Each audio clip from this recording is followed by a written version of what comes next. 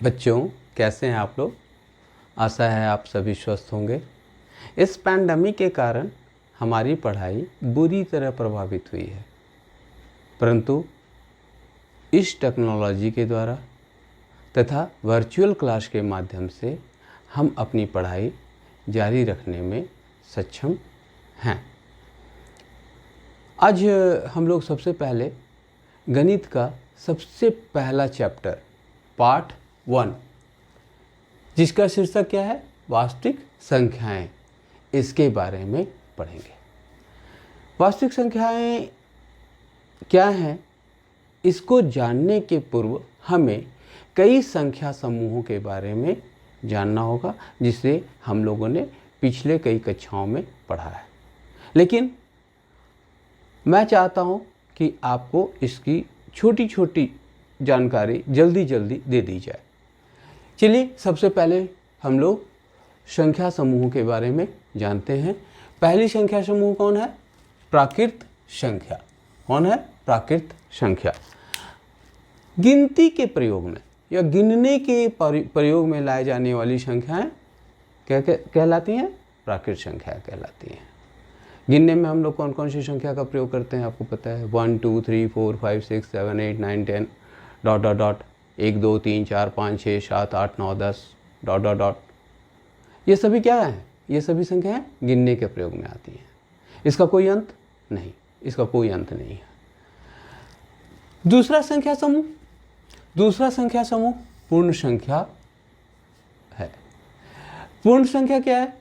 तो प्राकृत संख्याओं के समूह में क्या मिला देने पर? शून्य मिला देने पर हमें पूर्ण संख्याओं का समूह प्राप्त होता है।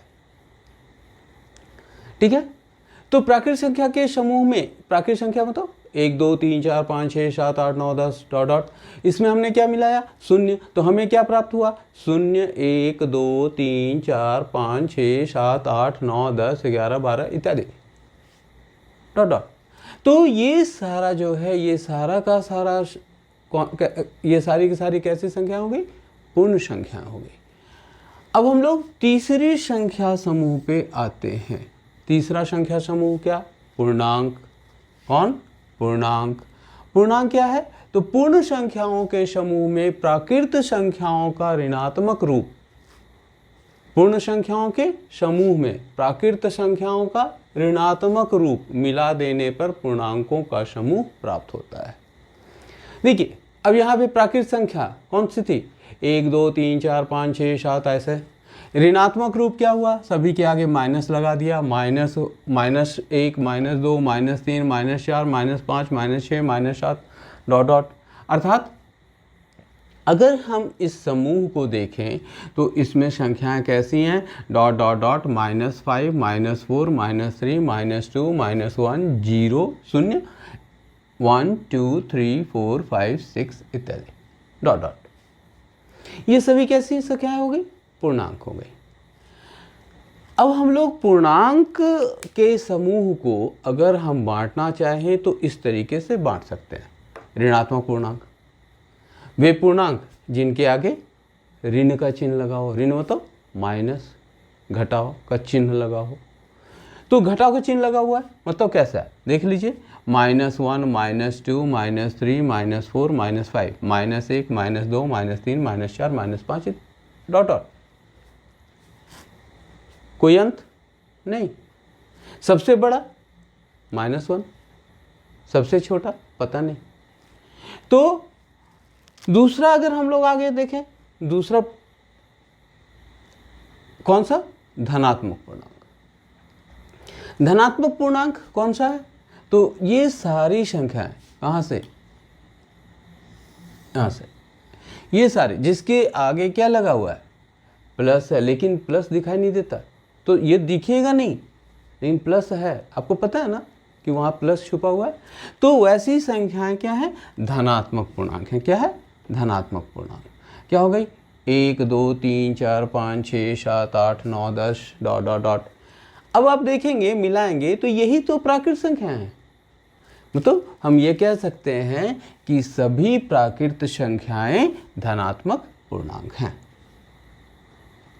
अब एक तीसरा पूर्णांक का तीसरा, अगर हम तीसरा भाग करें तो तीसरा भाग में हमें और क्या प्राप्त होगा, ऋणोत्तर पूर्णांक। क्या हो रहा है, ऋणोत्तर पूर्णांक। तो ऋणोत्तर पूर्णांक कैसे पूर्णांक है, देख लीजिए। ऋण से इतर मतलब माइनस वाले को छोड़कर, मतलब ऋणात्मक पूर्णांकों को छोड़कर अगर हम जो पूर्णांक लें वो सारी की सारी क्या होंगी, ऋणोत्तर पूर्णांक होंगे। तो माइनस वाला इसको आप छोड़ दो, हटा दो, छोड़ दो, तो बचा क्या, बचा ये 0 से लेकर के ये सारा बचा। तो 0 0 1 2 3 4 5 6 7 डॉट डॉट डॉट, कैसी संख्याएं हो गई, ऋणोत्तर पूर्णांक। कैसी संख्या है, ऋणोत्तर पूर्णांक। यही तो हम लोगों ने पूर्ण संख्या में भी देखा ना। तो पूर्ण संख्याएं ही क्या हैं, ऋणोत्तर पूर्णांक है। यहां तक समझ में आ रहा ना। अब हम लोग चौथे समूह की संख्याओं के चौथे समूह की तरफ बढ़ रहे हैं। चौथा समूह क्या है, परिमेय संख्याओं का समूह। ये परिमेय संख्याएं क्या होती हैं, वे संख्याएं जो किस रूप में होती हैं, p बटा q के रूप में होती हैं। वे संख्याएं जो p बटा q के रूप में होती हैं, जहां p तथा q पूर्णांक हैं और q 0 के बराबर नहीं है, इसे ही परिमेय संख्याएं कहलाते हैं। अब चारों समूहों में कौन कौन समूह, प्राकृत संख्या का समूह, पूर्ण संख्या का समूह, पूर्णांक का समूह और परिमेय संख्याओं का समूह, इन चारों संख्याओं के समूह में सबसे बड़ा समूह कौन है, परिमेय संख्याओं का समूह। अभी हम लोग और भी आगे अपरिमेय संख्याओं के बारे में बात करेंगे।